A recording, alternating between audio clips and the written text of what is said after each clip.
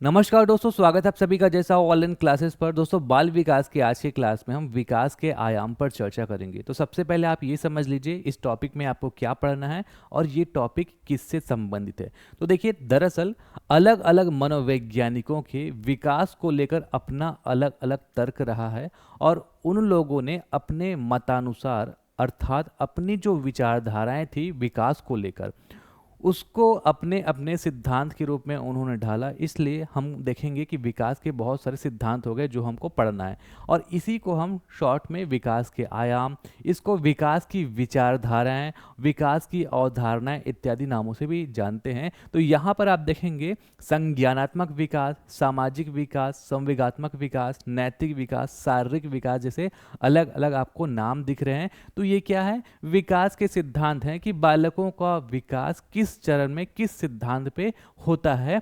तो आज बेसिकली हम संज्ञानात्मक विकास को बड़े अच्छे से समझेंगे। ये सारे जो भारी वर्ड आपको अभी लग रहे होंगे, वीडियो ध्यान से देखेंगे तो ये सब कुछ बड़ा आसान लगेगा और आपको सब कुछ अच्छे से बनेगा, बशर्ते आप ध्यान से पूरा वीडियो जरूर देखिएगा। अगर आप इसी तरह घर बैठे अपने परीक्षा की तैयारी करना चाहते हैं तो शिक्षक भर्ती से संबंधित जितने भी पैकेज वहां पर आपको अभी 45 से 50% लगभग डिस्काउंट मिल रहा है। अब ये जो ऑफर है समाप्त होने वाला है, तो अभी तक आपने क्लासेस ज्वाइन नहीं किया है, जैसे शिक्षक पैकेज वर्ग 2 का हो या फिर वर्ग 3 हो या फिर विज्ञान प्रयोगशाला को, स्क्रीन में आप देख सकते हैं अभी ऑफर चल रहा है। आपको बहुत कम प्राइस पर कंप्लीट पैकेज मिल जाएगा। हॉस्टल वार्डन का और प्रयोगशाला परिचारक का भी पैकेज अभी अवेलेबल है। इसके अलावा भी व्यापम के बहुत सारे पैकेज हमारे मोबाइल एप्लीकेशन में अवेलेबल है। तो इसके लिए आपको क्या करना है?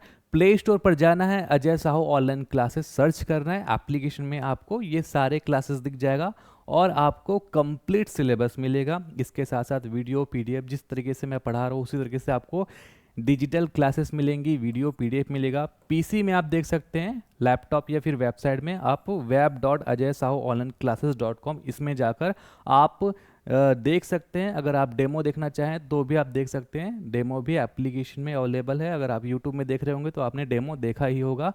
और अगर आपको कोई भी दिक्कत होगा, क्लास से संबंधित कुछ भी पूछताछ करना होगा, तो इस नंबर में आप कांटेक्ट कर सकते हैं। ये हमारा व्हाट्सएप नंबर है, आप व्हाट्सएप भी कर सकते हैं।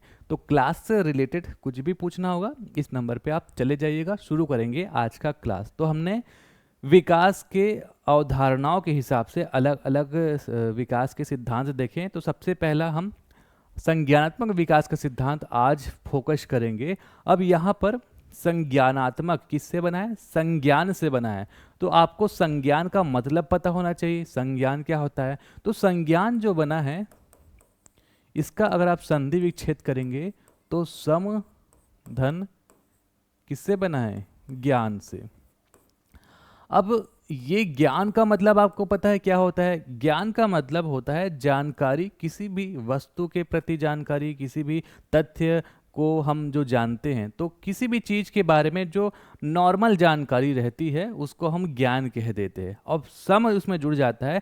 सम ज्ञान का मतलब होता है वृहद और स्थायी ज्ञान, जो हमको जब हम बाहर निकलते हैं या फिर वातावरण के माध्यम से हमको मिलता है। वातावरण एक तरीके का स्कूल भी आपका वातावरण हो गया। तो सम ज्ञान का मतलब होता है किसी भी वस्तु के प्रति वृहद और स्थायी ज्ञान जो हमको बाहरी वातावरण से मिलता है। अब एक एग्जाम्पल के तौर पर मैं आपको ज्ञान और समज्ञान का उदाहरण समझा रहा हूँ, ठीक है।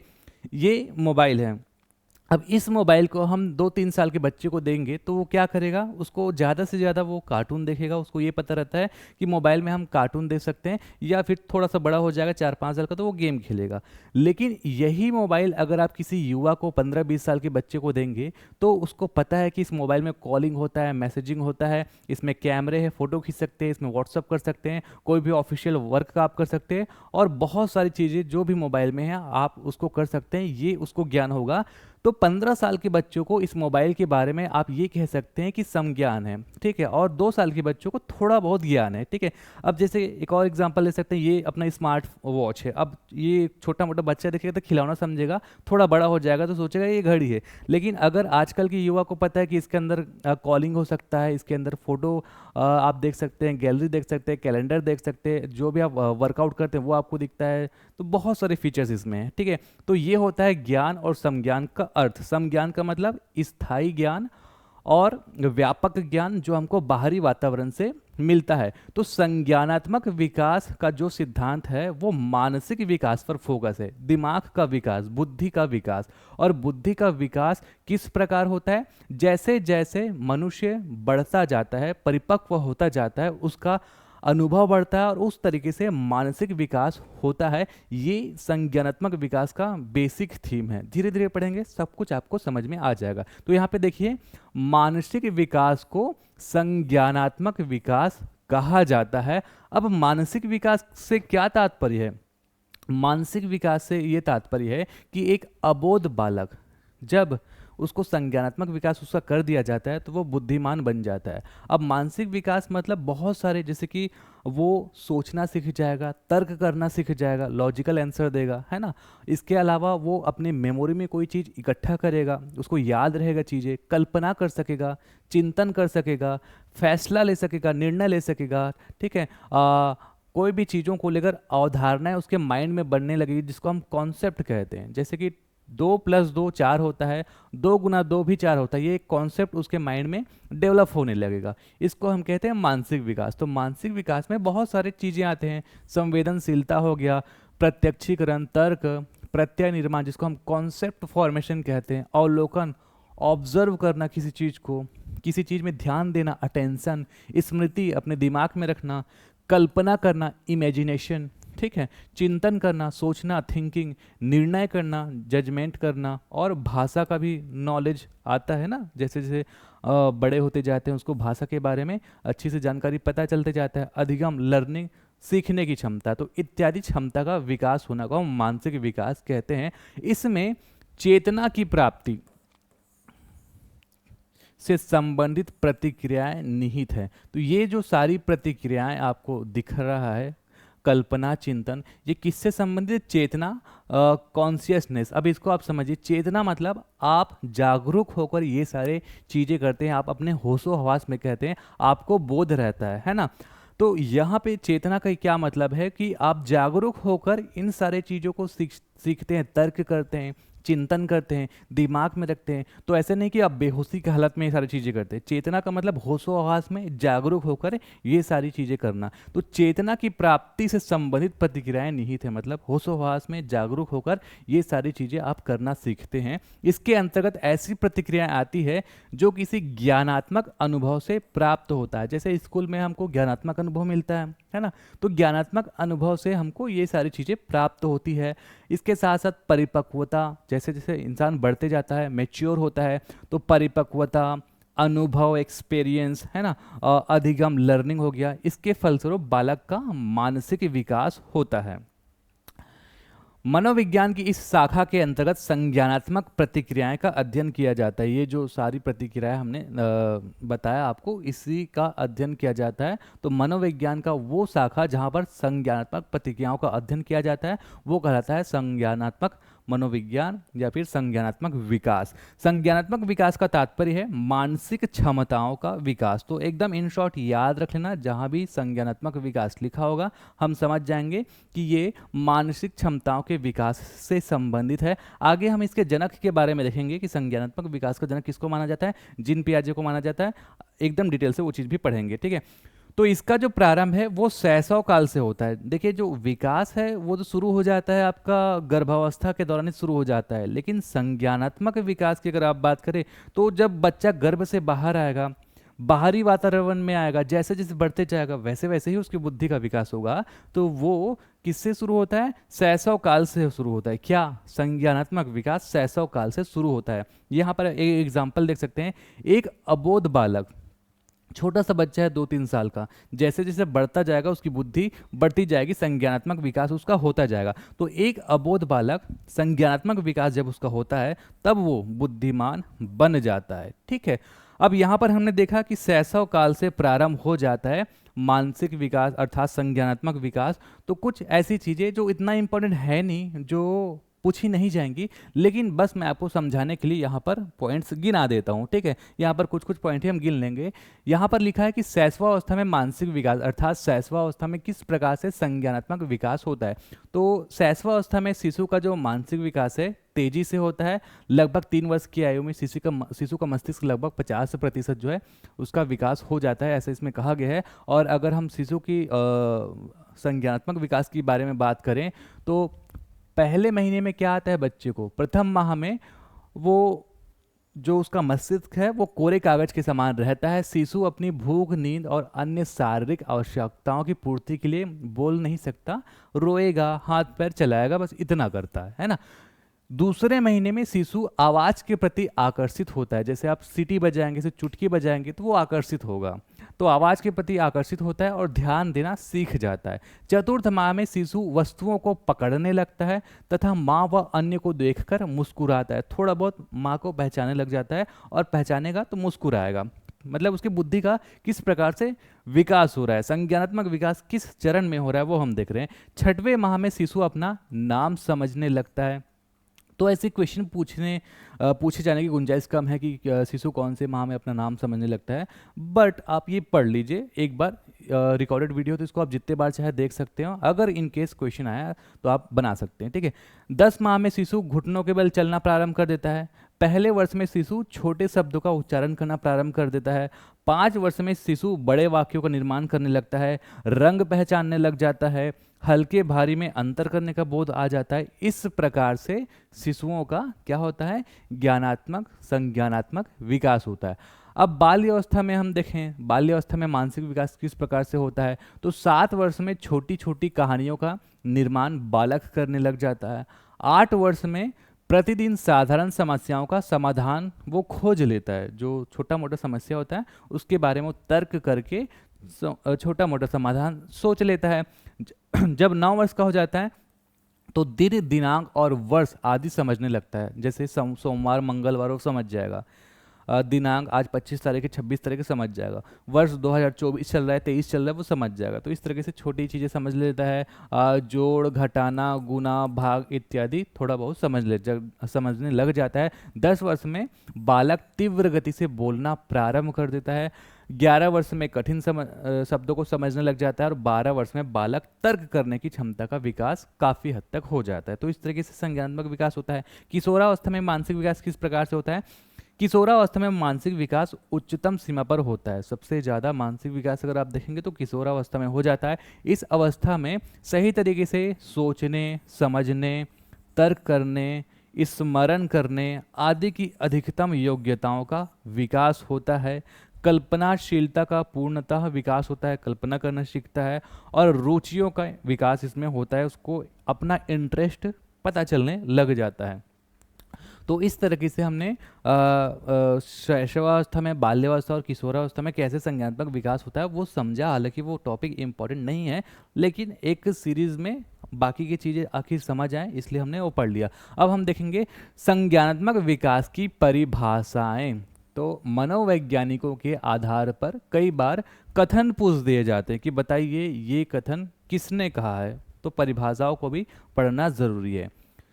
तो इसको पढ़ लेते हैं। मनोवैज्ञानिक अवधारणा के अनुसार संज्ञान वह मस्तिष्क मानसिक क्रिया है जिसके द्वारा ज्ञानार्जन होता है, अर्थात जिसके द्वारा हम ज्ञान का अर्जन कर सकते हैं, ज्ञान प्राप्त कर सकते हैं। और ज्ञान प्राप्त करने से मानसिक विकास होगा तो उसको हम संज्ञान कहेंगे। संज्ञान का प्रयोग अधिगम मतलब होता है लर्निंग, याद रख लेंगे, इसका बहुत आगे काम आएगा आपको, है ना। अधिगम और चिंतन मतलब थिंकिंग करना, सोचना, इसकी व्याख्या करने के लिए प्रयुक्त किया जाता है। इसे इंग्लिश के कॉग्निशन शब्द से लिया गया संज्ञान को, किससे, कॉग्निशन। और कॉग्निशन कौन से भाषा, लैटिन भाषा के कॉग्निशियर शब्द से लिया गया है, जिसका मतलब होता है जानना या ज्ञान। तो यूं कहें संज्ञान का मतलब क्या हो जाता है, मैंने आपको बताया था ज्ञान शब्द से जानना या फिर ज्ञान। तो इस तरीके से इसका एक परिभाषा दिया हुआ है। अब हम पढ़ेंगे अलग अलग मनोवैज्ञानिकों के हिसाब से परिभाषा, जैसे कि यहाँ पर लिखा हुआ है वेबस्टर के अनुसार क्या परिभाषा है। तो वेबस्टर के अनुसार परिभाषा क्या है, जानकारी, ज्ञान और प्रत्यक्षीकरण की क्रिया संज्ञान है। जानकारी, कोई भी नॉलेज हो गया, ज्ञान, किसी चीज़ के बारे में जानकारी, ज्ञान एक ही चीज़ हो गया। प्रत्यक्षीकरण हो गया। तो ये सब क्रिया क्या है, ज्ञान है, ठीक है। उसके बाद है ऑक्सफोर्ड डिक्शनरी के अनुसार विचार, अनुभव और इंद्रियों के माध्यम से ज्ञान अर्जित करना। अनुभव मतलब एक्सपीरियंस हो गया, विचार मतलब सोच कर, और इंद्रियों के माध्यम से ज्ञान अर्जित करना मतलब इंद्रियों में क्या क्या आता है, आपका आँख आ गया, आप देख कर ज्ञान अर्जित कर सकते हैं, कान आ गया, आप सुन कर ज्ञान अर्जित कर सकते हैं। उसी प्रकार के जो हमारी ज्ञानेंद्रियां हैं उसके माध्यम से जो हम ज्ञान अर्जित करते हैं, और अवबोध की मानसिक क्रियाएं ही संज्ञान है, ये ऑक्सफोर्ड डिक्शनरी के अनुसार है। तो आपको इसको प्रैक्टिस करके ध्यान में रखना होगा कि किसने क्या कहा है। इसमें याद ही रखने वाली चीज़ है, एकदम ज़्यादा ट्रिक इसमें हम नहीं निकाल सकते। अगला है हिलगार्ड। तो हिलगार्ड क्या कहते हैं, किसी व्यक्ति द्वारा स्वयं के बारे में तथा पर्यावरण के बारे में जो विचार, ज्ञान, तर्क, समझ व धारणा तथा व्याख्या अर्जित की जाती वही संज्ञान है। अगला है स्टॉक के अनुसार संज्ञानात्मक संरचना बाह्य वातावरण में विचार पूर्वक प्रभावपूर्ण ढंग से तथा सुविधा के साथ कार्य करने की क्षमता है। तो यहाँ पे आप देख सकते हैं अलग अलग विचार हैं इन सारे लोगों की।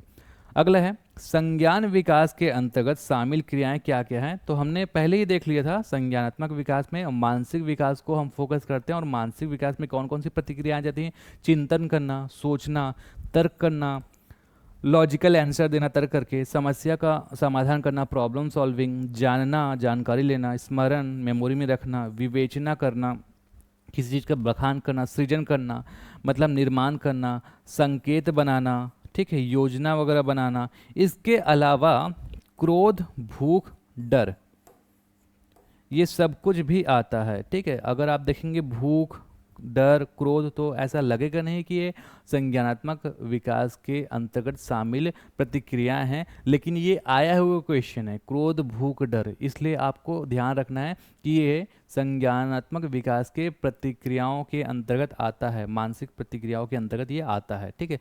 फिर अगला है संज्ञानात्मक विकास के सिद्धांत, थ्योरी ऑफ कॉग्निटिव डेवलपमेंट। यहाँ पर हम ये देखेंगे कि संज्ञानात्मक विकास का मतलब हमने समझ लिया, मानसिक विकास को हम संज्ञानात्मक विकास कहते हैं। अब यहाँ पर क्या है, अलग अलग मनोवैज्ञानिकों ने अपना अलग अलग थ्योरी दिया है। जैसे कि हमने सबसे पहले स्लाइड में पढ़ा था, संज्ञानात्मक विकास, सामाजिक सांस्कृतिक विकास, नैतिकता का सिद्धांत, ये सब हमने पढ़ा था। तो हुआ क्या, विकास को लेकर बहुत सारे जो मनोवैज्ञानिक हैं उनका अपना अपना तर्क था। तो उन्हीं के एक तरीके से संज्ञानात्मक विकास को ही दूसरे नाम से जाने लगा, और उनके विकास को अब संज्ञानात्मक विकास न कहकर, जैसे वाइगोत्स्की फेमस है सामाजिक सांस्कृतिक विकास के सिद्धांत के लिए, कोहलगर फेमस है नैतिकता के विकास के सिद्धांत के लिए। तो इस तरीके से अब डायरेक्ट कोहलबर्ग के सिद्धांत को नैतिकता का सिद्धांत कहा जाता है, ना कि संज्ञानात्मक विकास का सिद्धांत। संज्ञानात्मक जहां भी आप पढ़ेंगे आप याद रखेंगे कि जीन पियाजे का ये सिद्धांत है। ओवरऑल ये सब भी संज्ञानात्मक विकास के सिद्धांत है, क्योंकि संज्ञानात्मक विकास मतलब विकास किस प्रकार से होता है उसको बतलाना। लेकिन अब ऐसा हो गया है कि हम इनको दूसरे नाम से जानते हैं। इसी तरीके से आप समझिएगा, नहीं तो एग्जाम में कंफ्यूज हो जाएंगे आप, ठीक है। आपको क्या याद रखना है कि किसके सिद्धांत को किस नाम से जानते हैं, और इनके सिद्धांतों के बेसिक अवधारणाओं को हम समझेंगे। मतलब इनका जैसे नैतिकता का सिद्धांत है, तो नैतिकता का सिद्धांत क्यों है, किस प्रकार से विकास को इन्होंने समझाया, ये सब कुछ हम समझेंगे। तो आज मैंने आपको बताया था कि संज्ञानात्मक विकास को अच्छे से समझेंगे, इसलिए संज्ञानात्मक विकास पर फोकस करेंगे। तो जीन पियाजे को संज्ञानात्मक मनोविज्ञान का जनक माना जाता है। जीन पियाजे ने ही सबसे पहले संज्ञानात्मक विकास की थ्योरी दी थी। संज्ञान वर्ड का सबसे पहले उपयोग जीन पियाजे ने ही किया था। बाद में अमेरिका के एक मनोवैज्ञानिक आए जेरोम ब्रूनर, उन्होंने जीन पियाजे के सिद्धांत को ही अपना बेस माना और संज्ञानात्मक विकास को लेकर अपने और नए तर्क दिए। इसलिए जेरोम ब्रूनर को आधुनिक संज्ञानवाद का जनक कहा जाता है। तो ध्यान देंगे, अगर जिन पियाजे ऑप्शन में नहीं रहेगा, संज्ञानात्मक विकास के जनक किसे कहा जाता है, जिन पियाजे ऑप्शन में नहीं रहेगा, तो आप जेरोम ब्रूनर, आसुवेल इत्यादि लोगों को ध्यान में रख सकते हैं। लेकिन अगर जिन पियाजे ऑप्शन में है तो आप जिन पियाजे लगाएंगे। अगर क्वेश्चन में आधुनिक लिखा होगा, आधुनिक संज्ञानवाद का जनक किसे माना जाता है, तब आप जेरोम ब्रूनर लेंगे। तो इस तरीके से आपको ध्यान में रखना है। अगला है प्रमुख मनोवैज्ञानिकों के संज्ञानात्मक विकास के सिद्धांत को अब हम किस नाम से जानते हैं। जैसे जिन पियाजे को तो हमने देख ही लिया, संज्ञानात्मक या कहीं कहीं पर विकासात्मक विकास का सिद्धांत लिखा जाता है। अगला है जेरोम ब्रूनर, इसको कहा जाता है आधुनिक संज्ञानवाद विकास का सिद्धांत। इनके सिद्धांत को, वाइगोस्की के सिद्धांत को हम सामाजिक सांस्कृतिक विकास का सिद्धांत कहते हैं। चोम्स्की के सिद्धांत को मनोभाषिक सिद्धांत कहते हैं। कोहलबर्ग के सिद्धांत को नैतिकता का सिद्धांत कहते हैं। तो यहाँ पर इंपॉर्टेंट क्या क्या है मैं आपको बता देता हूँ। जिन पियाजे बहुत इंपॉर्टेंट है, वाइगोस्की बहुत इंपॉर्टेंट है, और कोहलबर्ग के सिद्धांत बहुत इंपॉर्टेंट, जिसको हम बहुत डिटेल से पढ़ेंगे।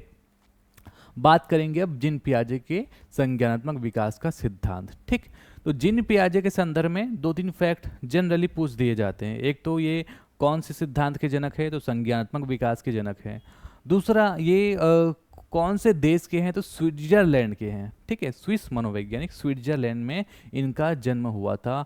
स्कीमा शब्द किसने उपयोग किया था, स्कीमा शब्द जिन पियाजे ने उपयोग किया था। ऐसे बहुत सारे फैक्ट है जो हम पढ़ेंगे। ठीक है, तो जिन पियाजे एक स्विस मनोवैज्ञानिक थे। अब ये जो जिन पियाजे हैं, इनका जन्म कहाँ पे हुआ था, स्विस लिखा हुआ है, स्विट्जरलैंड से आया है। स्विट्जरलैंड में इनका जन्म हुआ था 9 अगस्त 1896 को। वह सबसे अधिक संज्ञानात्मक विकास के अपने सिद्धांत के लिए प्रसिद्ध हैं। ये तो हमने देख लिया। इस बात पर ध्यान देता है संज्ञानात्मक विकास कि बचपन के दौरान बच्चे बौद्धिक रूप से कैसे विकसित होते हैं, अर्थात बुद्धि का विकास किस प्रकार से होता है। ये है संज्ञानात्मक विकास जिन पियाजे का। जिन ने बालकों के मानसिक प्रक्रिया का अध्ययन किया था। मानसिक प्रक्रिया में हमने देखा था ना, चिंतन, तर्क करना, सोचना, स्मृति में रखना, ये सब मानसिक क्रिया हैं। इसी मानसिक क्रियाओं का अध्ययन इन्होंने अपने पड़ोस के बालकों, अलग अलग बालकों में अध्ययन करके अपना निष्कर्ष निकाला था। ठीक है, अब मानसिक प्रक्रिया को, मेंटल प्रोसेस को बायोलॉजिकल टर्म में कहा जाता है स्कीमा। ये वर्ड भी आप याद रखेंगे, है ना। तो ये जो स्कीमा शब्द का प्रयोग बायोलॉजिकल टर्म में किया जाता है मानसिक विकास के लिए, जिन पियाजे ने स्कीमा के लिए संज्ञान शब्द कॉग्निशन का प्रयोग किया था। ठीक है, इंग्लिश में इन्होंने किया था कॉग्निशन, जिसको हम हिंदी में कहते हैं संज्ञान। तो सबसे पहले संज्ञान शब्द का प्रयोग किसने किया था अगर पूछा जाए, तो जिन पियाजे। ठीक है, इसलिए मानसिक मनोविज्ञान का, संज्ञानात्मक मनोविज्ञान का जनक जिन पियाजे को कहा जाता है। जिन पियाजे को संज्ञानात्मक मनोविज्ञान का जनक कहा जाता है। आगे चलकर जेरोम ब्रूनर और आसुवेल ने इसकी आधुनिक विवेचना की, किसकी, संज्ञानात्मक विकास की। इसलिए आधुनिक संज्ञानात्मक विकास के जनक जेरोम ब्रूनर को कहा जाता है। इस स्लाइड में इतना आपको समझ में आ गया होगा। आगे हम बढ़ते हैं। जिन पियाजे ने संज्ञान शब्द का उपयोग पहली बार किया, तो आपको संज्ञान शब्द का अर्थ भी आना चाहिए। तो मैंने आपको एकदम स्टार्टिंग में बता दिया था, समधन ज्ञान से आप समझ जाना। ज्ञान का मतलब जानकारी इकट्ठा करना, संज्ञान मतलब व्यापक जानकारी। ठीक, तो व्यापक और स्थायी जानकारी जिससे वह वातावरण और बाह्य जगत के माध्यम से, जिसको होना चाहिए था वो, है ना, वातावरण या फिर बाह्य जगत के माध्यम से वो ग्रहण कर लेता है। अर्थात ऐसी स्थायी जानकारी, ऐसी व्यापक जानकारी जो मनुष्य वातावरण, बाह्य जगत के माध्यम से ग्रहण करता है। जैसे एक छोटा बच्चा रहेगा 6 साल का, तो उसको वातावरण स्कूल में मिल जाएगा, स्कूल से वो अच्छा ज्ञान इकट्ठा करेगा और वो ज्ञान स्थायी ज्ञान हो जाता है। जैसे एग्जाम्पल की बात करें तो 2 का पहाड़ा, 3 का पहाड़ा, 4 का पहाड़ा आप आजीवन याद रहेगा आपको स्कूल में जो सीखेंगे, तो वो स्थायी ज्ञान हो गया, है ना। तो वो कहाँ से सीखा, बाहरी वातावरण, स्कूल से सीखा, अपने मम्मी डैडी से सीखा। तो इस तरीके से जैसे जैसे बच्चा बड़े होते जाता है, बाहरी वातावरण से उसका बुद्धि का विकास भी होते जाता है। संज्ञान महत्वपूर्ण मानसिक प्रक्रियाओं का सामूहिक नाम है। ये कई बार हम पढ़ रहे हैं, मानसिक क्रियाओं में ध्यान, स्मृति, तर्क, भाषा का विकास होना, समस्याएं हल करना इत्यादि। तो ये सब भी जीन पियाजे ने वही सारी चीज़ें कहीं कहीं हैं। संज्ञानात्मक विकास का तात्पर्य है मानसिक गतिविधियों, सीखने की क्षमता। संज्ञानात्मक विकास के क्षेत्र में शोध एवं अध्ययन किए गए उनके सबसे विस्तृत और वैज्ञानिक रूप से आदान जीन पियाजे जी ने ही किया था। मतलब ये क्या कह रहा है कि जीन पियाजे ने ही संज्ञानात्मक विकास का सबसे अच्छा अध्ययन किया, सबसे अच्छा एनालिसिस किया। विकासात्मक मनोविज्ञान के अंतर्गत शुरू से अंत तक अर्थात गर्भावस्था से वृद्धावस्था तक का अध्ययन किया जाता है। किसके अंतर्गत? विकासात्मक मनोविज्ञान के अंतर्गत, क्योंकि विकास गर्भावस्था से ही चालू हो जाता है। लेकिन संज्ञानात्मक विकास के अंतर्गत जब बच्चा गर्भ से बाहर आता है, शैशवावस्था से प्रारंभ होता है संज्ञानात्मक विकास। ठीक है, तो विकास का प्रारंभ गर्भावस्था से हो जाता है, लेकिन संज्ञान का विकास शैशवावस्था से प्रारंभ होता है। ये आप ध्यान में रखेंगे। अब जीन पियाजे का जो संज्ञानात्मक विकास है उसकी अवधारणा, अर्थात जीन पियाजे विकास को लेकर क्या अवधारणा रखते थे, उनकी क्या विचारधाराएं थी, इसको आप समझिए। तो वो कहते हैं कि जैसे जैसे बच्चों में जैविक परिपक्वता, बायोलॉजिकल मैच्योरिटी आती जाती है, अर्थात जैसे जैसे वो बड़ा होते जाएगा, 2 साल का है, 3 साल का है, फिर बड़ा होकर 4 साल का हो जाएगा, तो जैसे जैसे परिपक्वता आएगी, बायोलॉजिकल मैच्योरेशन होता है, वैसे वैसे वह वस्तुओं के बारे में अपने दिमाग में कॉन्सेप्ट मतलब संप्रत्यय, धारणाएं बनाने लगता है, और इस तरीके से उसके मस्तिष्क का विकास होता है। ठीक है, तो इस आज चीज़ को बहुत सिंपल चीज़ है, आप समझ गए होंगे। पियाजे के अनुसार सीखना कोई यांत्रिक, कोई मैकेनिकल क्रिया नहीं है, एक बौद्धिक प्रक्रिया है, बुद्धि का निर्माण करने की प्रक्रिया है। एक संप्रत्यय मतलब कॉन्सेप्ट निर्माण की प्रक्रिया है, कॉन्सेप्ट बनाना, संप्रत्यय बनाना। जैसे कि 2+2 4 होगा, 2-2 0 होगा। ये सब कॉन्सेप्ट, ये धारणा, ये बनाने की प्रक्रिया बच्चों में जब डेवलप होती जाती है तो हम कहते हैं कि कॉन्सेप्ट क्लियर है, संप्रत्यय निर्माण उसका हो रहा है। तो ये जो प्रक्रिया है एक बौद्धिक प्रक्रिया है। संप्रत्यय निर्माण बालक की आयु के अनुसार होता है, इसीलिए स्कूलों में क्या है, जो पाठ्यक्रम बनाया जाता है वो बालक की आयु के अनुसार बनाया जाता है। कक्षा पहली में, क्लास 1 में अगर आप देखेंगे तो इजी पाठ्यक्रम रहेगा, क्लास 2 में आप जाएंगे तो क्लास 1 की अपेक्षा थोड़ा सा हार्ड रहेगा, मान के चलिए। क्लास 3 में जाएंगे तो क्लास 2 की अपेक्षा थोड़ा सा और उसमें कुछ नए चीज़ें सीखने को आपको मिलेगा। तो ये इसलिए होता है क्योंकि आयु के अनुसार बुद्धि का विकास होता है और उसी अनुसार पाठ्यक्रम तैयार किया जाता है। इसलिए हमने मनोविज्ञान में क्या पढ़ा था कि सीखते कैसे हैं, विकास किस प्रकार से होता है, सरल से कठिन। ठीक है, कोई एकदम कठिन चीज़ को एक साथ नहीं सीखता, सरल चीज़ों को सीखते जाता है, उसके बाद वो कठिन चीज़ों को सीखता है। ठीक, जैसे जैसे बच्चों की आयु बढ़ती है उसका कार्य क्षेत्र बढ़ता जाता है, वैसे वैसे उसकी बुद्धि का भी विकास होता जाता है। जीन पियाजे ने स्पष्ट किया है कि बच्चा सरल प्रत्ययों के माध्यम से सीखता है, परंतु जैसे जैसे बच्चा बड़ा होता जाता है कठिन से कठिनतम प्रत्ययों को ग्रहण करने लगता है।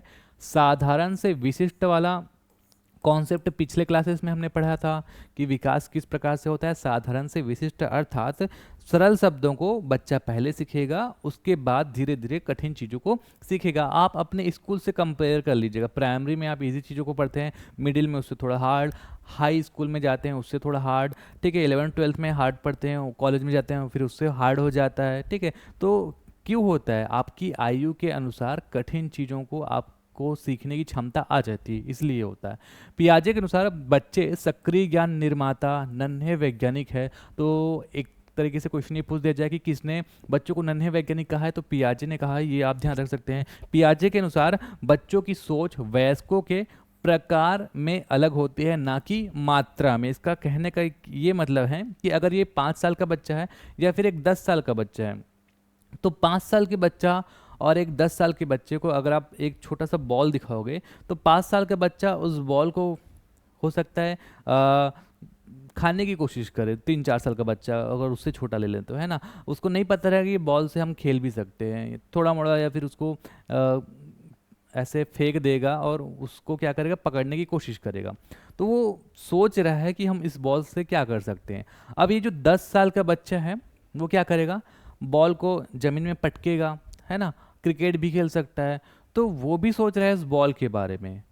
तो सोचने का जो प्रकार है वो अलग रहता है, लेकिन मात्रा, जैसे कि 5 साल का बच्चा है और ये 10 साल का बच्चा है, ये 10 एक चीज़ को लेकर, बॉल को ही एक एग्जांपल ले लें, एक चीज़ को लेकर ये 10 प्रकार का चीज़ सोच सकता है, तो ये भी एक चीज़ को लेकर 10 प्रकार की चीज़ सोच सकता है। तो जो मात्रा है उसमें फ़र्क नहीं पड़ता, क्वांटिटी में फ़र्क नहीं पड़ता, प्रकार में, किस प्रकार उसका उपयोग किया जा सकता है, प्रकार में फ़र्क पड़ता है। ठीक है।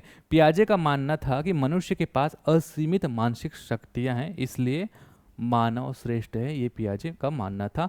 पियाजे के अनुसार संज्ञानात्मक सिद्धांत की अवधारणा, संप्रत्यय, कॉन्सेप्ट ऑफ कॉग्निटिव डेवलपमेंट। तो हमने संज्ञानात्मक विकास के बारे में अभी तक क्या समझा है कि मानसिक विकास संज्ञानात्मक विकास है। तो पियाजे ने इसके चरण भी बताए हैं कि किस प्रकार से संज्ञानात्मक विकास हो सकता है। तो इसके ये 2-4 टाइप्स हैं, इसको आपको समझना होगा, जैसे अनुकूलन, संतुलन, स्कीमा, संगठन इत्यादि के माध्यम से बच्चों का बौद्धिक विकास होता है। और ये क्या चीज़ है इसको हम समझेंगे। तो सबसे पहले अनुकूलन देख लेते हैं। एडॉप्शन, एडॉप्ट करना मतलब क्या करना, अपनाना। तो आप कुछ इंग्लिश के वर्ड भी ध्यान में रखेंगे, क्योंकि हिंदी के वर्ड थोड़ा कभी कभी कंफ्यूजिंग लग जाता है, क्योंकि होता ये है कि कई बार आप आगे देखेंगे, जहाँ जैसे यहाँ पे आत्मसातकरण लिखा है, तो इसको 2-4 प्रकार के इसके पर्यायवाची हैं, वो पर्यायवाची लिख दिया जाता है और बाद में आप कंफ्यूज हो जाते हैं। इसलिए कभी कभी इंग्लिश के भी टर्म्स आपको ध्यान में रखना है ना। तो समझते हैं अनुकूलन क्या है। अनुकूलन मतलब वातावरण के अनुसार अपने आप को ढालना, ये अनुकूलन कहलाता है। और पियाजे ये कहते हैं कि बालक में वातावरण को के अनुसार अपने आप को ढालने की जन्मजात प्रवृत्ति होती है, इसी को हम अनुकूलन कहते हैं। इसको एक छोटा सा एग्जाम्पल से हम समझते हैं। ये ग्लास है, इसमें पानी है, ठीक। अब यहाँ पर वातावरण नंबर 1 है। वातावरण 2 प्रकार के हम वातावरण बनाते हैं इसके लिए, ठीक। यहाँ का टेम्परेचर, तापमान कितना है, 0 डिग्री सेल्सियस। यहाँ का तापमान कितना है, 100 डिग्री सेल्सियस, ठीक है। अब ये पानी है, 2 वातावरण इसको मिलेगा। तो अगर हम इस वातावरण नंबर 1 में इसको डाल देंगे तो ये जम कर क्या हो जाएगा, बर्फ बन जाएगा। अगर इसी पानी को हम वातावरण नंबर 2 में डाल देंगे तो ये जो पानी है वो भाप में बन जाएगा। अर्थात ये पानी जो है वो वातावरण के अनुसार अनुकूलित हो रहा है। जब हमने ठंडा जगह इसको रखा तो बर्फ में अनुकूलित हो गया, जम गया, वो अपने आप को अनुकूलित कर लिया इस वातावरण के अनुसार, है ना। और जब गर्म जगह में हमने लेके गया इसको तो ये भाप बन गया। तो मनुष्य भी इसी प्रकार वातावरण के अनुसार अपने आप को ढाल लेता है, इसी को हम अनुकूलन कहते हैं। इस प्रक्रिया को 2 भागों में बांटा गया है अनुकूलन को। एक है आपका आत्मसातकरण और दूसरा है आपका समायोजन। क्या है आत्मसातकरण और क्या है समायोजन, इसको हम पढ़ते हैं। तो आत्मसातकरण, इसको एसिमिलेशन कहते हैं इंग्लिश में। आत्मसातकरण मतलब अपने से, आत्म मतलब खुद हो गया, है ना। तो अपने से जानकारी जानने की कोशिश करना। तो इसको आप समझिए क्या लिखा है यहाँ पे, पूर्व ज्ञान को नए ज्ञान से जोड़ना आत्मसातकरण कहलाता है। आत्मसात मतलब खुद से सोच कर समझना। अब सोचेंगे कैसे, थोड़ी मोड़ी नॉलेज रहेगी तभी सोचेंगे ना। तो पूर्व ज्ञान, पहले के ज्ञान को कंपेयर करके हम नया ज्ञान सीखते हैं, ये कहलाता है आत्मसातकरण। एक एग्जाम्पल यहाँ पे लेंगे। यहाँ पे क्या हुआ, ये इमेज को आप देखेंगे, ठीक है, इसको मैं आपको पढ़ के बताऊंगा। इमेज अगर आप देखेंगे तो एकदम अच्छे से क्लियर हो जाएगा। इस इमेज में क्या है, यहाँ पर ये जो बच्चा है एक बिल्ली को देखता है ना। ये 4 पैर है बिल्ली के, एक पूंछ है, 2 आँखें हैं, 2 कान हैं और रंग है इसका काला, रंग है इसका काला। तो इस बच्चे को घर वालों ने बता दिया कि ये बिल्ली है ना, इसको ज्ञान है कि ये बिल्ली है। तो एक ज्ञान इसको है, पूर्व का एक ज्ञान है। अब अचानक से एक कंडीशन ये आ जाता है कि इसको वाइट बिल्ली दिखती है ना। तो ये जो बिल्ली है, अगर आप देखेंगे इसके भी 4 पैर है, पूंछ है, 2 आंख है, 2 कान है, कलर इसका चेंज है। तो ये बच्चा क्या है, समझ जाएगा ये बिल्ली है। कैसे? पहले के ज्ञान, इसको ज्ञान था पहले कि बिल्ली कुछ इस प्रकार का होता है, जिसके 4 आंख, 4 पैर, 2 आंख, 1 पूंछ। तो इसको ये पता चल गया कि ये बिल्ली है। तो पहले के ज्ञान को यूज करके खुद से ही वो समझा, आत्मसात्करण किया, और वो क्या समझ गया, ये बिल्ली है। इसको हम कहते हैं आत्मसात्करण। ठीक है, तो बच्चे ने एक बड़े बिल्ली को देखा, उसने अपने दिमाग में बैठा लिया कि बिल्ली के 4 पैर होते हैं, 2 कान, 2 आंख, और रंग काला है, इत्यादि। उसके बाद बच्चे ने फिर दूसरा सफ़ेद रंग का दूसरा बिल्ली देखा, तो बच्चे ने दिमाग लगाया कि इस बिल्ली के 4 पैर हैं, 2 कान हैं, 2 आंख, और बस इसका रंग सफ़ेद है। तो बच्चे ने अपने पूर्व ज्ञान को नए ज्ञान के साथ जोड़ा। ये हो गया आपका आत्मसात्करण। उम्मीद करता हूँ अच्छे से आपको ये समझ में आ गया होगा। दूसरा केस देखते हैं, समायोजन। तो आत्मसात्करण में क्या है, पहले के ज्ञान को यूज करके नए ज्ञान में जोड़ा। दूसरा केस है समायोजन। समायोजन को इंग्लिश में हम कहते हैं एकोमोडेशन। अब समायोजन में क्या होता है, समायोजन में पूर्व ज्ञान में परिवर्तन करके वातावरण के साथ तालमेल बिठाकर समायोजन करता है, यही समायोजन कहलाता है। तो पहले के ज्ञान, जो पहला का ज्ञान रहेगा, उसमें परिवर्तन करके नया ज्ञान लिया जाता है। और आत्मसात्करण में क्या है, पहले के ज्ञान को यूज करके नया ज्ञान बनाया जाता था, और इसमें है परिवर्तन। तो इसको हम समझते हैं, पहले पढ़ लेते हैं, फिर आपको इमेज में मैं आपको बता दूंगा। जैसे बच्चे के दिमाग में पहले से ही कुत्ते का कॉन्सेप्ट माइंड में पहले से बिठा रखा है, और अब उसके सामने बिल्ली आ जाती है। तो बच्चे ने देखा इसके भी 4 पैर हैं, 2 कान, 2 आंख है।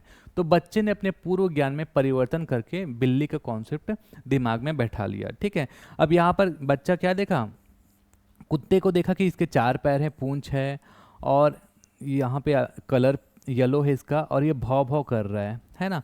तो बच्चे ने कुत्ते का कॉन्सेप्ट दिमाग में बैठा लिया, पूर्व ज्ञान है इसको। अब यहाँ पर बच्चे ने बिल्ली को देखा, इसके 4 पैर है, पूंछ है। अब यहाँ पर इसने देखा कि ये दिखने में हल्का थोड़ा सा अलग है, ये भौं भौं करता है, ये म्याऊं म्याऊं करती है। तो ये बच्चा जो है इसमें परिवर्तन करके समझा कि कुत्ता नहीं कोई और है। तो ये समझा, अगर घर वाले ने बताया कि बिल्ली है तो ये बिल्ली, ये समझ गया है ना। तो पूर्व ज्ञान में परिवर्तन, पहले के ज्ञान में परिवर्तन करके वातावरण के साथ तालमेल बिठाना समायोजन कहलाता है। समायोजन मतलब तालमेल बैठाना। अब है आपका साम्य धारण या फिर संतुलन, इसको हम कहते हैं इक्विलिब्रियम का स्टेज। इसके द्वारा बच्चा आत्मसात्करण और समायोजन की प्रक्रियाओं के बीच संतुलन कायम करता है। तो होता क्या है, जैसे आत्मसात्करण और समायोजन के बीच कभी कभी असंतुलन की एक अवस्था आ जाती है, उसको संतुलित घर वाले भी कर सकते हैं, या फिर कोई और बाहरी व्यक्ति उसको ज्ञान देकर कर सकता है। इसको हम समझते हैं क्या है, संतुलन। आत्मसात्करण, यहाँ पर आप इसको फ्लो चार्ट में समझिए। आत्मसात्करण क्या होता है, पूर्व ज्ञान के हिसाब से समझना। फिर जब वो समझ जाता है तो वो इक्विलिब्रियम स्टेज में आ जाता है, मतलब संतुलित अवस्था में आ जाता है, क्योंकि उसको जानकारी हो गया है ना। अब जैसे नया सिचुएशन आएगा तो उसका दिमाग क्या हो जाएगा, डिस एक्विलिब्रियम, मतलब असंतुलित हो जाएगा उसका दिमाग नया, क्योंकि क्या आ गया यहाँ पर,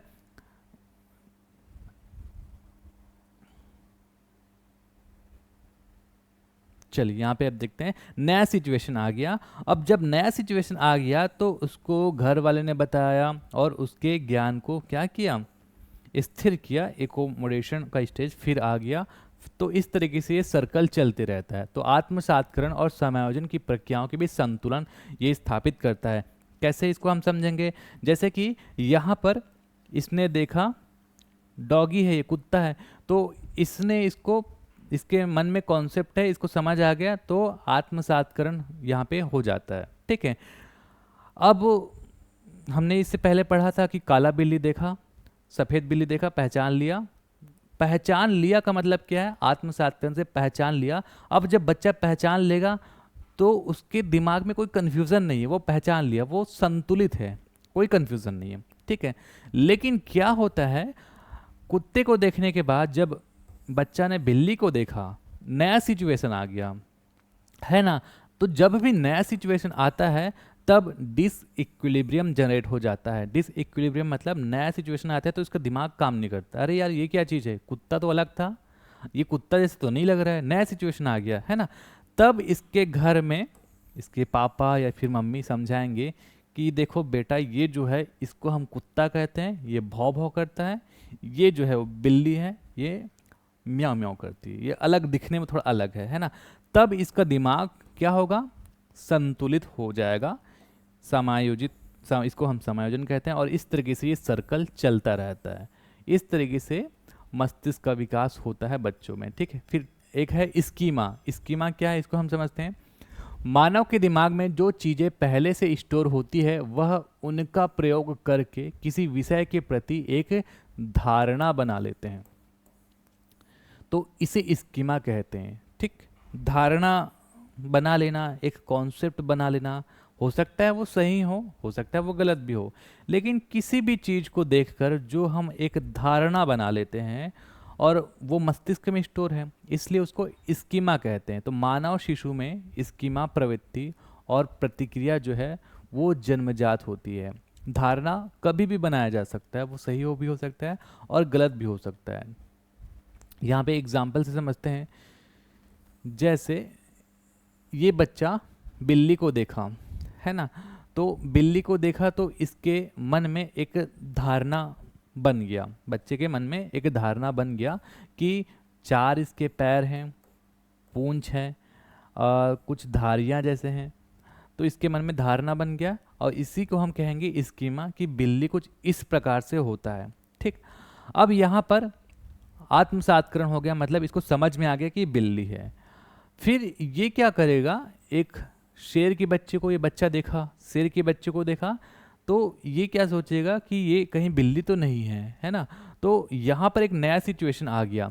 अब इस नए सिचुएशन को क्या करेगा, अगर ये इससे पूर्व ज्ञान में परिवर्तन करके इसको समझ जाएगा या फिर घर वाले समझाएंगे कि ये शेर का बच्चा है, तो समायोजन की स्थिति आ जाएगी। अब इस प्रकार से सारा सर्कल चलता रहता है। तो स्कीमा मानव के दिमाग में जो चीज़ें पहले से स्टोर होती है उनका प्रयोग करके किसी विषय के प्रति धारणा बना लेना, ये स्कीमा कहलाता है। यहाँ पे आपको समझ में आ गया होगा। अब जब इसका समायोजन हो जाता है तब इसको पता चल जाता है कि बिल्ली क्या है और शेर का बच्चा क्या है ना। अब हम पढ़ेंगे संगठन ऑर्गेनाइजेशन, ये क्या चीज़ है। तो पियाजे के सिद्धांत में संज्ञानात्मक प्रणाली के लिए स्कीमाओं को पुनर्व्यवस्थित करना, उन्हें स्कीमाओं में जोड़ना, इसको कहा जाता है संगठन। किसी विषय के प्रति धारणा को पुनर्व्यवस्थित करना या धारणाओं में नई चीज़ें जोड़ना। जैसे 4 पैर वाले बिल्ली होते हैं, ये एक छोटे से बच्चे की धारणा है। अब फिर बाद में वो देखता है कि 4 पैर वाले कुत्ते भी हैं, 4 पैर वाले घोड़े भी हैं, 4 पैर वाले बैल भी हैं, तो वो अपने धारणा को पुनर्व्यवस्थित करते जाता है और यही कहलाता है संगठन। जैसे यहाँ पे अलग अलग जानवर दिख रहे हैं 4 पैर वाले, तो इन सब में डिफरेंस जानना वो सीखेगा, अपने मस्तिष्क में सबके लिए कॉन्सेप्ट बिल्ड करते जाएगा, यही कहलाता है संगठन, ठीक। इतना आप समझ गए होंगे। आगे बढ़ते हैं। पियाजे के संज्ञानात्मक विकास की 4 अवस्थाएं हम देखेंगे। तो पियाजे ने संज्ञानात्मक विकास की 4 अवस्थाएं जो बताई है, सबसे पहला क्वेश्चन तो डायरेक्ट ये पूछ दिया जाता है कि पियाजे के संज्ञानात्मक विकास की अवधारणाओं की संख्या कितनी है, तो 4। अब इनके नाम आपको याद रखना है, इसके साथ साथ अवस्था के हिसाब से किस उम्र में कौन सी अवस्था होती है ये भी आपको ध्यान में रखना है। तो पहला है संवेदी पेशी अवस्था, सेंसरी मोटर स्टेज, ठीक है। नाम को अगर आप ध्यान रखेंगे तो इसके अंदर का कॉन्सेप्ट आपको समझ में आ जाएगा। संवेदी पेशी मतलब पेशी के माध्यम से जो सेंसरी मोटर स्टेज इसका नाम है ना, जो आपका जो सेंस ऑर्गेन से ज्ञानेंद्रिय है उसके माध्यम से जो जानकारी इकट्ठा कर सकते हैं, जैसे देख कर, सुन कर, सूंघ कर, चख कर, स्पर्श करके इत्यादि, है ना। इसके अलावा दूसरा है पूर्व संक्रियात्मक अवस्था। पूर्व संक्रियात्मक मतलब यहाँ पर क्रिया करना नहीं सीखेगा, पूर्व संक्रियात्मक क्रिया करने से पहले, इसको कहा जाता है प्री ऑपरेशनल स्टेज। मैं आपको पहले ओवरव्यू बता रहा हूँ, उसके बाद डिटेलिंग हम इसका करेंगे, ठीक है। फिर आपका मूर्त संक्रियात्मक अवस्था। मूर्त संक्रियात्मक, मूर्त क्या होता है, जो हमको दिखता है ना, जिसको हम देख सकते हैं। जैसे ये पेन मुझे दिख रहा है, अब इस ये दिख रहा है तो मैं इसके बारे में सोच रहा हूँ, लेकिन जो दिख नहीं रहा है उसके बारे में सोचना अमूर्त कहलाता है। जो निराकार हो, जिसका कोई आकार नहीं रहता, जिसके बारे में आप सोच सकते हैं, वो अमूर्त हो गया। फिर है आपका औपचारिक संक्रियात्मक अवस्था, फॉर्मल ऑपरेशन स्टेज, जो कि 11 से 15 वर्ष में होता है। यहाँ पे अगर आप देखेंगे तो ये जो संवेदी पेशी अवस्था है, इसको संवेदी गामक अवस्था, संवेदी पेशी अवस्था, इंद्रिय जनित गामक अवस्था, ज्ञानात्मक क्रियात्मक अवस्था, संवेदात्मक अवस्था, ज्ञानेंद्रिय गामक अवस्था, बहुत सारे नाम से जाना जाता है। इसलिए मैं आपको बोलता हूँ कि इंग्लिश के नाम भी आप याद रखेंगे। इंग्लिश के शायद ऑप्शन देख के आप समझ भी सकते हैं। ये जन्म से लेकर 2 वर्ष तक का रहता है। पूर्व संक्रियात्मक अवस्था को प्राक संक्रियात्मक अवस्था, प्राक प्रचलात्मक अवस्था के नाम से भी जाना जाता है। मूर्त संक्रियात्मक अवस्था को मूर्त प्रचलात्मक अवस्था, स्थूल संक्रियात्मक अवस्था, ठोस प्रचलात्मक अवस्था के नाम से जाना जाता है। और इसको अमूर्त संक्रियात्मक अवस्था, क्योंकि ये अमूर्त चिंतन करने लग जाता है इस अवस्था में। औपचारिक संक्रियात्मक अवस्था, औपचारिक प्रचलात्मक अवस्था इत्यादि नाम से भी जाना जाता है। ठीक है, तो पहला जो अवस्था है सेंसरी मोटर स्टेज, संवेदी पेशी अवस्था, इसको हम समझते हैं। इस अवस्था में क्या होता है, जो सेंस ऑर्गन्स हैं, इसलिए इसका नाम सेंसरी मोटर स्टेज है, ज्ञानेंद्रियां हैं, तो ज्ञानेंद्रियों के माध्यम से, सेंस ऑर्गन के माध्यम से बच्चा सीखता है। सेंस ऑर्गन में क्या किया जाता है, नाक सूंघ कर, स्मेल करके पता कर सकता है। जैसे खुशबू आ रहा है तो फूल से खुशबू आता है, वो सीखेगा, है ना। चख कर, मिर्ची तीखा होता है, चख के समझ जाएगा कि इसको नहीं खाना है ना। देख कर, खिलौनों को देखकर समझ जाता है। सुनकर, कोई अच्छा गाना बजेगा, जिंगल बेल बजाएंगे, खुश हो जाएगा, तो सुनकर सीखता है। स्पर्श करके सीखता है, खिलौनों को टच करता है ना। तो ये जो चीज़ें हैं, ये 0 से 2 वर्ष स्टेज आप याद रखेंगे। 0 से 2 वर्ष में बच्चा जो है ज्ञानेंद्रियों के माध्यम से सीखता है। ये सारे ज्ञानेंद्रिय आपको पता होगा। वह वस्तुओं को देखकर, सुनकर, स्पर्श और गंध के द्वारा, स्वाद के माध्यम से ज्ञान ग्रहण करता है। इस अवस्था में बच्चे में वस्तु स्थायित्व, इसका गुण आ जाता है। बच्चा अपने दिमाग में वस्तुओं की छाप बनाना शुरू करता है। इसी को कहा जाता है वस्तु स्थायित्व, है ना। छाप बनाने लग जाता है। जैसे खिलौनों को देखेगा तो खिलौने की छाप बनाना वो शुरू कर देगा। वस्तु स्थायित्व गुण, इसको हम कहते हैं। छोटे छोटे शब्द बोलने लगता है। परिचितों को देखकर मुस्कान करके स्वागत करता है। अपने मम्मी पापा भाई बहन को देखेगा तो मुस्कुरा देगा। अपरिचितों को देखकर भय का प्रदर्शन करेगा, डर जाएगा या फिर रो देगा। तो थोड़ा बहुत पहचानना इसमें सीखता है। ये है आपका संवेदी पेशी अवस्था। दूसरा है पूर्व संक्रियात्मक अवस्था, प्री ऑपरेशनल स्टेज। ये 2 से 7 वर्ष के दौरान होता है। यह क्रिया करने से पहले की अवस्था है। इसमें क्रिया नहीं करता, क्रिया करने से पहले की अवस्था है, इसलिए पूर्व संक्रियात्मक अवस्था इसको हम कहते हैं। इसमें बच्चा सामने आने वाली चीज़ों को देख पाएगा, समझ पाएगा, लेकिन क्रिया नहीं कर पाएगा। तो ये इम्पॉर्टेंट है। कोई भी चीज़ सामने आएगा, उसको देखेगा, समझेगा, क्रिया नहीं करेगा। ठीक है। जैसे कि अगर वो साइकिल के बारे में देखेगा तो साइकिल के बारे में वो देखेगा, समझ पाएगा कि इसको चलाते हैं लोग, लेकिन उसको चला नहीं पाएगा, क्रिया नहीं कर पाएगा। तो ये स्टेज है। इस स्टेज में बच्चा प्रतीकों मतलब सिंबल्स का यूज़ करने में निपुण हो जाता है। जैसे साइकिल शब्द सुनेगा तो उसके माइंड में साइकिल की एक इमेज बन जाएगी। बच्चों को बोलेंगे कि वो देखो साइकिल करके, है ना, या फिर वो साइकिल के बारे में खुद सोच रहा है, तो उसके माइंड में इस तरीके से इमेज छप जाएगा कि साइकिल क्या होता है। अब इसको समझने के लिए कुछ ऐसे वर्ड्स हैं जो आपको समझना होगा, क्योंकि इस स्टेज में ये सारी चीज़ें हो जाती है। जैसे कि जीववाद क्या है, तो जब बच्चा सजीव और निर्जीव वस्तुओं में अंतर नहीं कर पाता ठीक से, उसको जीववाद कहते हैं। जैसे कि एक छोटा बच्चा है, अब छोटा बच्चा खेलते खेलते उसको चोट लग गई। यहाँ पे एक टेबल है और यहाँ पर एक छोटा बच्चा है। ठीक, अब छोटा बच्चा यहाँ पर चल रहा है और यहाँ पर इससे चोट लग गया, तो ये रोना स्टार्ट कर देगा। अब मम्मी जो आएगी, अब मम्मी जो है बोलेगी कि अच्छा ये टेबल ने तुमको मारा, मैं इसको मार देती हूँ, ऐसे करके ठोक देगी उसको। अब बच्चा क्या है, वो चुप हो जाएगा, थोड़ा सा खुश हो जाएगा, उसको ये नहीं पता कि उस टेबल को तो लग भी नहीं रहा है, वो निर्जीव है। तो सजीव और निर्जीव में वो बिल्कुल अंतर नहीं कर पाता है ना। फिर है आपका अहम केंद्रित।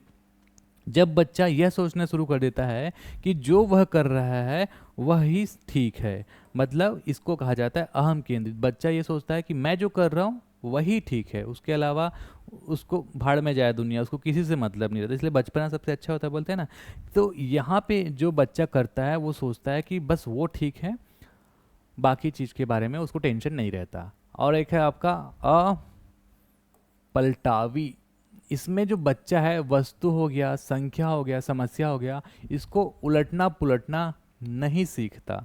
जैसे अगर एक एग्जांपल ले लें तो 6+4 10 होता है। अगर वो सीख गया, रट लिया, जानकारी है उसको, तो बता देगा 6+4 कितना होता है, 4+6 कितना होता है, 10। लेकिन इसको उल्टा कर देंगे, 4+6 में पूछेंगे 10, लेकिन उल्टा कर देंगे 6+4, तो उसका दिमाग घूम जाएगा, तो वो पलटना नहीं सीख पाता है ना। इसके अलावा मुद्रा, संप्रत्यय, दूरी, भार, ऊंचाई, क्रम निर्धारण की योग्यता आदि का कॉन्सेप्ट की इस जो अवधारणा है इसकी कमी हो जाती है। जैसे कि अगर आप यहाँ पे देखेंगे तो बच्चा को 2000 का नोट और बहुत सारे सिक्के दिखाएंगे। अब ये सिक्का हो सकता है 50 रुपये है, लेकिन ये 2000 का नोट है, इसका अमाउंट ज़्यादा है, इसका अमाउंट कम है, ठीक है, तो कीमत इसकी ज़्यादा है, इसकी कम है। लेकिन अगर आप बच्चा को दिखाएंगे कि दोनों में से कौन सा ज़्यादा है, या फिर आप किसको पकड़ोगे, तो वो 100% ये मान के चलिए कि इसी को पकड़ेगा, क्योंकि क्वांटिटी में ज़्यादा दिख रहा है, दिखने में वो ज़्यादा दिख रहा है, तो वैल्यू करना वो उसके कॉन्सेप्ट में नहीं रहता है ना। इसके अलावा जैसे कि यहाँ पर आप देखेंगे, यहाँ पर एक हथौड़ा रख देते हैं, वो 1 kg का है मान लो। यहाँ पर बहुत सारे खिलौने रख देते हैं, ये मिलाकर भी 1 kg के आसपास ही होगा। तो बच्चा को क्या लगेगा कि ये भारी है, ये बहुत सारा है, यहाँ पे बहुत सारी चीज़ें हैं और ये हल्का है ना। तो इस तरीके से भार, मुद्रा, संप्रत्यय, ऊंचाई, उलटना पुलटना, टेबल को इस प्रकार रखेंगे, समझ जाएगा टेबल है, टेबल को अगर आप उलट देंगे उसका दिमाग खराब हो जाएगा कि क्या चीज़ है। तो ये सब नहीं सीख पाता बच्चा। केंद्रीकरण, एक समय में किसी वस्तु की केवल एक विशेषता पर ध्यान दे पाना, ये कहलाता है केंद्रीकरण। अगर बच्चे को मोबाइल देंगे तो उसको पता है कि मोबाइल में मेरे को कार्टून देखना है, तो उसका पूरा फोकस कार्टून देखने में रहेगा, उसको नहीं पता कि उसमें कॉल करना है, कुछ और करना है, पूरा उसका क्या ध्यान रहेगा, सिर्फ कार्टून देखना है, एक चीज़ पे फोकस करता है बच्चा, तो उसको हम कहते हैं केंद्रीकरण। अगला है आपका संरक्षण। अगर किसी वस्तु के आकार या फिर शेप में परिवर्तन कर दें तो उसकी मात्रा पर कोई प्रभाव नहीं पड़ता, लेकिन बच्चा इसको समझ नहीं पाता। जैसे कि ये आकार में मोटा दिख रहा है, अब मान लीजिए 1 लीटर का बॉटल है, ये आकार में थोड़ा अलग है, ये भी 1 लीटर का बॉटल है। अब बच्चे को अगर आप बोलोगे कि इन दोनों में पानी किस में ज़्यादा आएगा, तो बच्चा ये भी सोच सकता है कि ये मोटा है ना, तो इसमें पानी ज़्यादा आएगा। ये भी सोच सकता है कि ये लंबा है, इसमें पानी ज़्यादा आएगा। उसको आकार के शेप में परिवर्तन कर देंगे तो मात्रा जो होता है उसके बारे में उसको नॉलेज नहीं रहेगा, ठीक। फिर आपका क्रमबद्धता, इसमें बच्चा वस्तुओं, तथ्यों को उनके आकार में नहीं रख पाएगा। यहाँ पर एक एग्जांपल देख सकते हैं, ये जो खिलौना है, एक के ऊपर एक रखने वाला खिलौना है ना, एक के ऊपर एक, तो बच्चा इसको नहीं कर पाएगा, उसके आकार में रखना नहीं सीख पाता बच्चा, तो ये कहलाता है क्रमबद्धता, क्रम में रखना नहीं सीख पाएगा। फिर है आपका अगला मूर्त संक्रियात्मक अवस्था, ये 7 से 11 वर्ष की अवस्था है। इस अवस्था में बच्चा अपने सामने रखी हुई चीज़ों को ही हम मूर्त चीज़ें कहते हैं, इसको देखकर कुछ कर सकता है या फिर उसके बारे में सोचेगा, चिंतन करेगा। तो मूर्त संक्रियात्मक में मूर्त चीज़ों पर ही वो क्या करेगा, सोचेगा, चिंतन करेगा। इस अवस्था में अपलटावी, जीववाद, मुद्रा, भार, संरक्षण, क्रमबद्धता की योग्यता आदि का कॉन्सेप्ट आ जाता है। हम सब ने ये पढ़ लिया कि क्या है अपलटावी, जीववाद, सब पढ़ लिया है ना, इसलिए पढ़ा था कि क्या आगे आपको ये समझ में आए, तो ये सबका गुण आ जाता है। अगला है आपका आगमनात्मक तर्कना। ये क्या चीज़ है, यह भी इसी अवस्था में आता है, यानी जब बच्चा उदाहरण के ऊपर आधारित होकर तर्क करने लगता है। जैसे अगर आप बच्चे को पूछेंगे कि पेड़ जरूरी है या नहीं, तो बच्चा तर्क करेगा और बता देगा जरूरी है क्योंकि इससे हमें ऑक्सीजन मिलता है ना। तो ये इस तरीके से अगर आप उदाहरण देकर समझाएंगे तो बच्चा समझने लग जाएगा स्टेज में। इस अवस्था में बच्चा तर्कपूर्वक सोच कर सकता है, ये इंपॉर्टेंट है। ठीक है, बच्चा तर्कपूर्वक सोच कर सकता है 7 से 11 उम्र में, और इसलिए बच्चा तर्क करके बताया कि पेड़ जो है हमारे लिए ज़रूरी है क्योंकि पेड़ ऑक्सीजन देता है। ठीक, तो आपको क्या याद रखना है, मूर्त चीज़ों, सामने में रखी हुई चीज़ों को देखकर चिंतन करेगा।